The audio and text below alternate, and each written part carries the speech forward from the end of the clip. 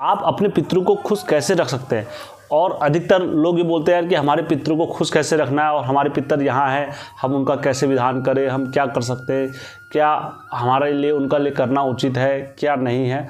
ये आज के वीडियो में सब आपको बताऊंगा। और कहानी में आगे बढ़ने से पहले मैं हेम, उत्तराखंड, गढ़वाल और कुमाऊं में जो भी सच्ची घटना होती है मैं आप लोगों के समक्ष रखता हूँ। और दोस्तों, यदि आप लोगों के पास भी कोई ऐसी सच्ची घटना वगैरह कुछ भी है तो आप लोग मेरे के साथ वो साझा कर सकते हैं। तो दोस्तों, कहानी में आगे बढ़ने से पहले हमेशा की तरह मेरा चैनल का इंट्रो। उत्तराखंड घूमू लो क्या टिहरी क्या मुनिशारी, उत्तराखंड घूमू लो क्या टिहरी क्या मुनिशारी। हाचू हाचू हाचू हम पहाड़ी नीचू। जय वीरकारा बजरंगी, हर हर हर हर महादेव। दोस्तों, अक्सर क्या होता है, हम लोगों के मन में ये शंका और ये संकोच रहता है कि यार ये हमारे परिवार की बात है और हम ये कहानियाँ क्यों दें और ये सच्ची घटना हम अपने पास दबाए रखेंगे और अगला ये गलती करे तो करते रहने दो। दोस्तों, मैं हमेशा कहता हूँ, यदि मुझसे कोई गलती हुई है और वो गलती मैं आप लोगों के साथ साझा करता हूँ तो समझो कि वो गलती कोई और भाई नहीं करेगा। जैसे हमारे पहाड़ों में क्या होता है कि देवी देवताओं के मामले में गलती करते हैं और फिर वो ये हमारे कुल की बात है, ये हमारी पीढ़ी की बात है, ये कह कर उस बात को दबा देते हैं हमेशा के लिए। और आने वाली जो पीढ़ी, उसी पीढ़ी में फिर एक नई घटना और होती है और उसी घटना को रिपीट करा जाता है। तो दोस्तों, हर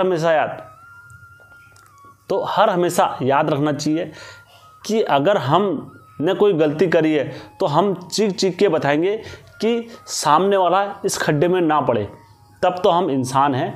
और यद्यपि हमने अपनी गलती को तो छुपाया और सामने वाले को मरने के लिए छोड़ दिया वहाँ पर, तो दोस्तों हमसे बड़ा मूर्ख और हमसे बड़ा अज्ञानी और हमसे बड़ा दुराकर्मी कोई व्यक्ति नहीं होगा।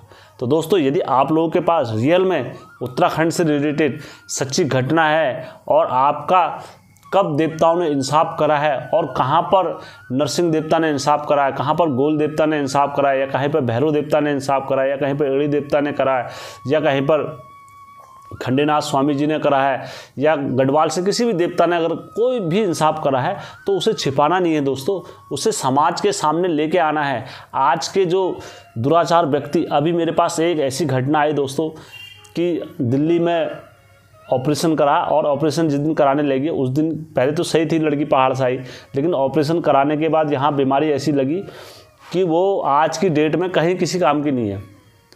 मतलब भूत प्रेत का साया लगा है। जिस बेड में लेटा है उस बेड में किसी की मृत्यु हो रखी थी, तो उसके बाद वो मतलब आज तक मतलब वो बभूति लगा रहे हैं, कुछ भी लगा रहे हैं, कहीं से कितना कर दिया। तो अब वो श्राद्ध के बाद हम केस देखेंगे, लेकिन जिस पर बीती है दोस्तों उन्हीं को पता रहता है ये घटना का।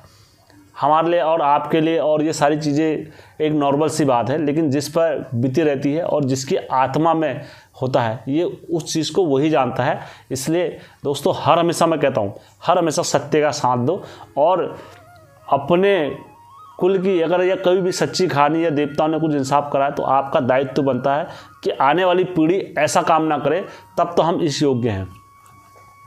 तो दोस्तों, आज के जो मेरे कहानी का उद्देश्य है कि अपने पितरों को खुश कैसे रखा जाए और अपने पितरों को हर हमेशा याद करा जाए, कैसे करा जाए। तो दोस्तों, जो सबसे पहले अगर हम अपने हिंदू समाज में अगर पैदा होते हैं तो पैदा होते ही अगर हम पर छाया लग जाती है तो सबसे पहले 4 देवी देवताओं की छाया हम पर लग जाती है। दोस्तों, मैं आज आप लोगों के बीच में उन्हीं का बखान करूँगा। सबसे पहले अगर हम जिस कुल में जन्म हुए हैं तो सबसे पहले हमें कुल देवता जो हमारे उसके होंगे तो वो कुल देवता का आशीर्वाद हमें लग जाएगा, क्योंकि वो हमारे पूर्वजों ने रखा है कुल देवता सबसे पहले। उसके बाद जो बोला जाता है इष्ट देवता। इष्ट देवता वो होते हैं, जैसे हमें कहीं व्यापार करने जाना है या कहीं पर कुछ जाना है, कुल देवता वो होते हैं जो घर में रहते हैं और कुल की रक्षा करते हैं तुम्हारे दर पीढ़ी। और इष्ट देवता वो होते हैं जो तुम अपने बाहर जाओ या जैसे देश में या विदेश में या कहीं भी अगर तुम जा रहे हो तो वो रक्षा कौन कर रहे हैं, तुम्हारे जो इष्ट देवता है। इष्ट देवता को जो न्यौत होता है वो बाहर जाने का, ये करने का रहता है। तीसरे नंबर पे जो होता है वो होती है कुल देवी। जो हमारी माता होती है, कुल की माता जो होती है, तो कुल देवी को रखा जाता है दोस्तों। कुल देवी जो हमारी माता होती है वो तीसरे नंबर पर होता है, कुल की देवी हमारे। और कुल देवी, कुल जो भी करना है, कुल का वास करना है, कुल का विनाश करना है, जो भी करना है वो कुल देवी करती है हमारे। अब जो चौथे नंबर पर आता है दोस्तों, चौथे नंबर पर जो आते हैं वो आते हैं हमारे पितृदेवता। पितृदेवता वो होते हैं, एक बार के लिए तुम्हारा कुल इष्ट ना आए, एक बार के लिए तुम्हारा घर के देवी ना आए, एक बार के लिए तुम्हारे घर के कोई ना आए, तो जो सबसे पहले अगर मुसीबत पे जो खड़े होते हैं आपके, तो सबसे पहले कौन होते हैं दोस्तों? आपके पितृ खड़े होते हैं। अगर वो देव योनि में है तो सबसे पहले, चाहे कोई कितना उनको दबाने की कोशिश कर ले, कितना कुछ करे। अगर मैंने एक वीडियो में देखा ना, सब देवता दब गए थे, लेकिन माँ का दिल वो था कि वो कटार पकड़ के धीली पर खड़ी रहे अकेले, और सभी को साथ दिया था उन्होंने अकेले। तो माँ की शक्ति वो होती है दोस्तों, और ये हमारे पितृ की शक्ति होती है। पितृ शक्ति वो होती है, वो सभी देवी देवताओं को क्या करते हैं, सक्षम बनाती है और तुम्हारे साथ में चलने के लिए विवश रखते हैं दोस्तों। तो मैं अब आप लोगों को बताता हूँ पितरों को खुश कैसा करा जाए। अपने हमारे मन में रहता है कि यार हमारे पितरों को खुश कैसा कर दिया जाए, जो पितृ हो जाए। देखो, उन्हें खुश करने के लिए कोई इतना बड़ा आपको वो नहीं करना है कि आपको हवन कर दे या कुंड कर दे या कुछ भी कर दे तो आप उनके नाम से इतना बड़ा करो, क्योंकि देखो भगवानों को जतन करने के लिए तो आपको कुछ करना पड़ता है लेकिन आपको अपने पितरों को खुश करने के लिए दोस्तों ज़्यादा कुछ नहीं करना है। अगर वो प्रेत योनि में हैं तभी आप लोगों को कष्ट देते हैं, लेकिन अगर वो पितर योनि में आ गए तो फिर आपको कष्ट नहीं देते, कभी आपके पितर नहीं देते। वो जीते जी जब आपको उन्हें कष्ट नहीं दिया है तो आपको मरने के बाद क्यों कष्ट देंगे? वो आपको अपने पूर्वजों से और अपने पितरों से डरने की कोई ज़रूरत नहीं, वो हर हमेशा आपकी रक्षा के लिए रहते हैं दोस्तों। अब आपने पितरों को खुश करने के लिए आप क्या कर सकते हैं? ज़्यादा देखो, आप कभी भी कोई काम करें, जैसे आप अपने घर का, मैं दुकान का काम करता हूँ, मैं यह दुकान खोलने जाता हूँ तो दुकान का शटर उठाने से पहले अपने पितृ को याद करना, हे दादाजी मैं आज जो कुछ भी हूँ ये आपकी बदौलत है और मेरा जो ये दुकान चल रही है ये आपकी दीन है, और उसके बाद अपना काम पे लग जाओ। तो दोस्तों वो पितर क्या है, आपको दादाजी खुश हो जाएंगे।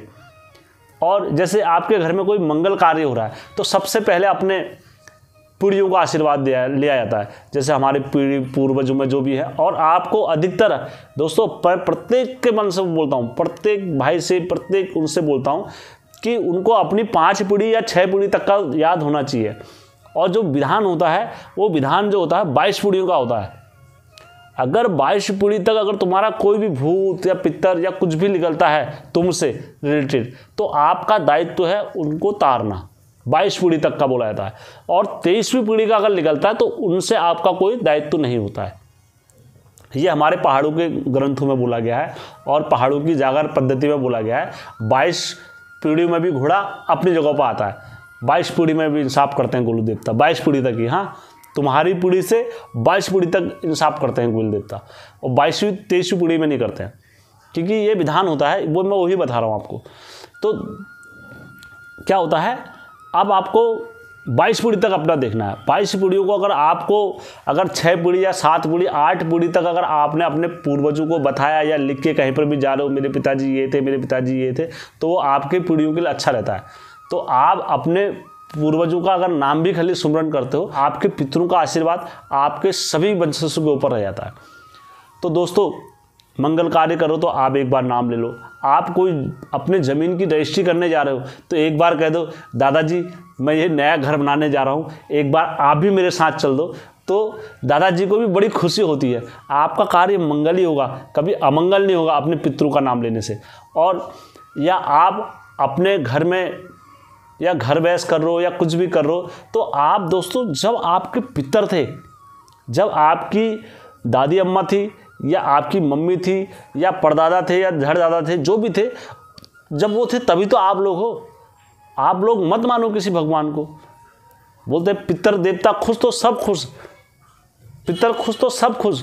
देखो, पितरों को बनाने के लिए कोई ज़्यादा कुछ नहीं करना पड़ता है आपको। मैंने पहले वीडियो में बताया है, आप लगा कि आपके पितर अंतोष में है, आपको स्वप्न दोष आ रहा है या बहुत वो हो रहा है, तो आप दोस्तों, मैं दोष का उदाहरण के लिए अलग से वीडियो बनाऊंगा, लेकिन मैं आपको इसमें हल्का हिंट देता हूँ। जो यम की फांसी भी काट सकती है तो वो कौन है? एक झटके में काटती है जो यम की फांसी, वो कौन है? गंगा माँ काटती है। हमारे जैसे हम हैं, हमारे पर कोई देवता आता है, हमने जब ये शरीर त्यागने के बाद देखो ये शरीर में हमने कितने पाप करे होंगे। जब हम पे देवता आए होंगे तो ना जाने मैंने कोई विद्या कर दी होगी या कुछ कर दिया होगा, कुछ भी कर दिया होगा, तो वो पाप लग गया। वो घोड़े के साथ देवता का पाप भी हो गया, ठीक है। देवता ने भी पाप कर दिया, घोड़े ने भी पाप कर दिया। अब जब नए अवतार होते हैं तो कहाँ जाते हैं? गंगा मैया पर जाते हैं। तो जितने पापों को जो धोने वाली कौन है? एकमात्र गंगा मैया है, जो पाप धो के आपको पुनः सतोजित कर देती है। जाओ तुम करो जो भी करना है तुम्हें। तो दोस्तों जो यम की फांसी काटने वाली कौन है? अगर कोई एकमात्र है धरती पे तो गंगा माई है। तो तुम्हारी यम की फांसी भी एक झटके में काट सकती है, सारे पाप धो सकती है गंगा मैया। जो पाप अनजाने में हुए रहते हैं गंगा मैया वो ही धोती है, और बाकी पाप जो जानबूझ के करे रहते हैं वो तो फिर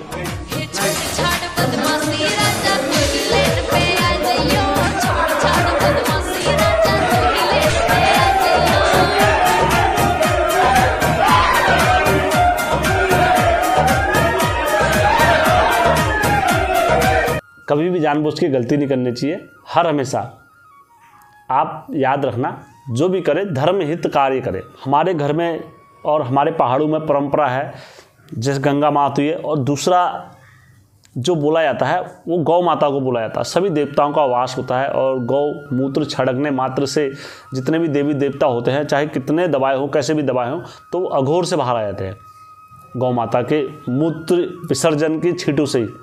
आप ये समझ सकते हो कितनी पावरफुल है। और हमारे पूर्वजों ने चाहे पहले कुछ भी करा हो तो गौ माताओं का दूध बेचा और दूध खाया और अपने बच्चों को पाला इन्हीं की वजह से। तो सबसे पहला अगर भोग पर अधिकार होता है अपने पितरों के दान देने पर तो वो गौ माता का होता है। तो आप पिंड विसर्जन या कुछ भी करते हो तो जो भाग होता है वो गौ माता का भाग निकाल के गौ माता को देना चाहिए। तो दोस्तों यहाँ से आपके पितृ वगैरह सारे खुश हो जाएंगे। दोस्तों भगवान जो होते हैं वो भक्ति से प्रसन्न होते हैं, लेकिन जो हमारे पूर्वज होते हैं वो खाली नाम लेने मात्र से ही प्रसन्न हो जाते हैं। तो आप सोच लेना कि अपने पूर्वजों की पूजा का जो विधि विधान है वो हमें ज़रूर करना चाहिए। और हमारे पूर्वज अगर खुश नहीं हैं तो हम कभी खुश नहीं रह सकते। दोस्तों आज का वीडियो काफ़ी लंबा हो रहा है, मैं आशा करता हूँ और भी आपको अगर पितरों के बारे में जानकारी चाहिए, इनका दोष का निवारण कैसे करें, इनका दोष कैसे कटेगा, क्या इनके विधि विधान होते हैं, तो मैं आपको अभी श्राद्ध पितृपक्ष चल रहा है तो मैं आपको सब बता सकता हूँ पितृपक्षों के बारे में, जहाँ जहाँ तक होगा, जितना होगा, कैसे श्राद्ध लेके आया जाता है, कैसे विधि विधान से करा जाता है, मैं आपको सब बता दूंगा। दोस्तों मेरा चैनल अच्छा लगता है, हेमचू पहाड़ी चैनल जो मेरी तरफ से पहल उठाई गई है, तो यदि आप लोगों को लगता है कि यार हेमचू पहाड़ी चैनल को हमें सब्सक्राइब करना है, दोस्तों कैसे कैसों को दिया है, कैसों को दिया है, ऐसे वैसों को दिया है, मुझको भी तो आप लोगों ने कैसे कैसों को करा है, तो मुझको भी एक बार आजमाओ दोस्तों। और दोस्तों एक सब्सक्राइब फ्री में होता है, तो आप मेरे चैनल को लाइक, सब्सक्राइब, शेयर जरूर करें दोस्तों। धन्यवाद दोस्तों।